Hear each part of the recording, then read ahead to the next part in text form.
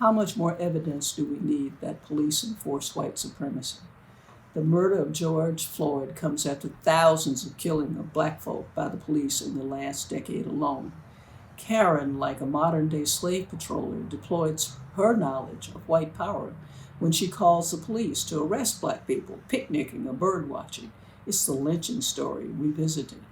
Black people know Black Lives Matter, even while dying disproportionately from COVID-19, working in unsafe conditions as low-paid essential workers, as homeless, or dreading eviction because of non-payment of the rent. Black Lives Matter means that reforming the police will not be enough.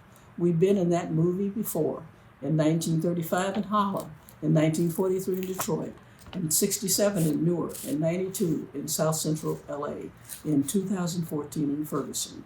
And every investigation called on governments to reform the police and to reduce poverty and racial inequality to little avail.